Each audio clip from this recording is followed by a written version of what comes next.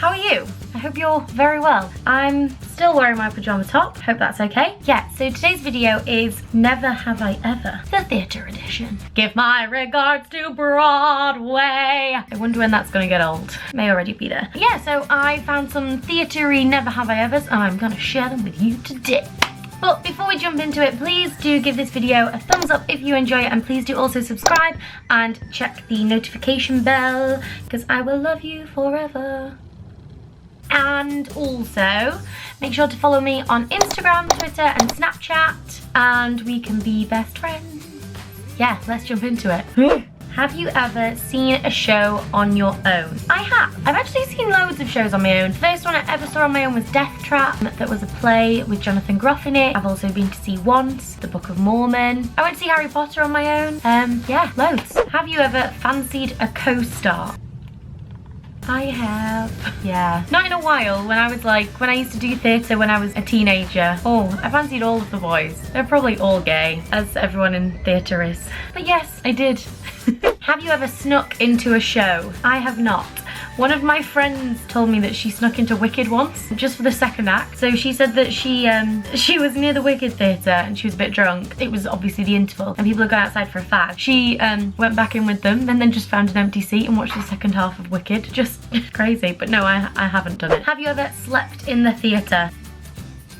Yes. I did a video about it. I've fallen asleep in 4 West End shows and 1 show on Broadway. If you want to hear the story about those though, watch that video up there. Have you ever learnt every word to a musical? I have, and this isn't just ones that I've been in, because obviously when you're in a show, you're rehearsing it for 6 weeks. The entire thing is in your head. Like, I've known probably every word to every musical that I've ever been in, but they go out of my head so I don't remember them all now. But yeah, I know every word to Heathers. I don't know every word to Hamilton. I can't even pretend like I do. I'm not a blowers all the way, okay guys? Have you ever seen a bootleg of a musical? Oh.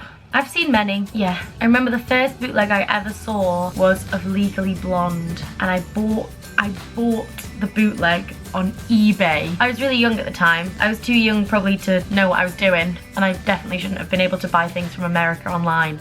But yes, I did. Have you ever been kicked out of a theatre? I have not. No, I'm a good girl. Have you ever been drunk in a theatre?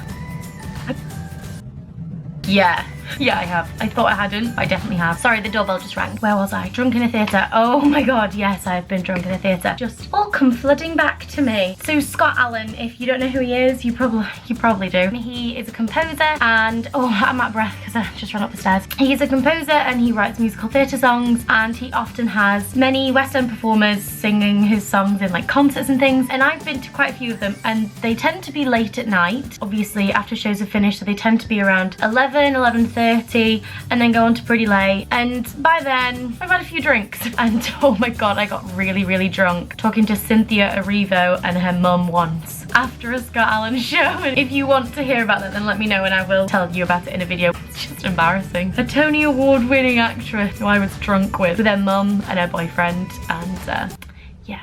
Have you ever had your phone go off in a theatre? No, I told you, I'm a good girl.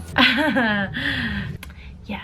Have you ever fallen over on stage? I have, many a time. Oh, the most painful. I did Dracula the musical and I was doing my degree. I was a vampire woman and then Van Helsing had to like shoo us all away. This was in the dress rehearsal, so thank the Lord there wasn't like a massive audience in or anything. But I like ran away and I slipped on I had like this long gown on, I slipped in it and I went flying. But we were supposed to then freeze, so I literally froze.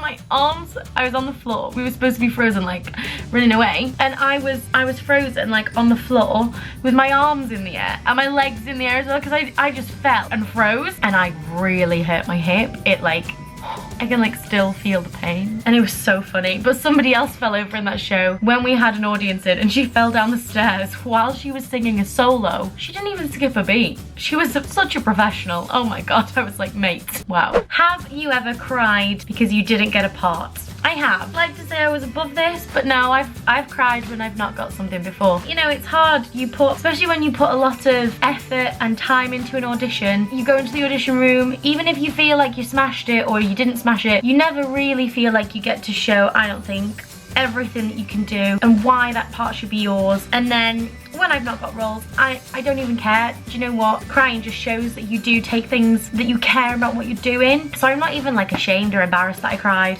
Yeah, I cried when I didn't get certain parts. Yeah, and I probably will do in the future. What can you do? Have you ever dyed your hair for a role? I have not. I have been asked to dye my hair for a role. When I was playing Sarah Jane Moore, which I spoke about in my last video, which I will link here, and you should definitely go and watch it. When I was playing her, they said, because we were playing real people, they were like, we want you to look as real as possible, and we don't want wigs. And the real Sarah Jane Moore looks like this. I was like, guys, I can't dye my hair to look like that. Especially when you have a hair colour like mine. It doesn't really show up very, very red in my videos. In theatre, anything that makes you slightly stand out from like white girl, brown hair. Anything that makes you stand out, you need to try to keep this particular colour as well. It's not easy to re-replicate. So if my hair ever didn't dye back to my own natural colour or anything, it just was a stressful situation for me. I didn't want to cut my hair either too short. I would for a role that was running longer than a week. But when it's a drama school show, it isn't running for a long time. It just didn't feel right for me to do that. So in the end, I ended up buying a wig and I took it to the director and I was like, listen, I've got this wig, let me know what you think. And in the end, he decided that it was okay for me to wear it, and whew, thank the Lord. So there is my video. I hope that you enjoyed that. If you're new here, hi, I'm Amy. Stick around. We talk about shows a lot. It's a nice place over here. I like it. Right, I am off now and I will see you soon. Bye!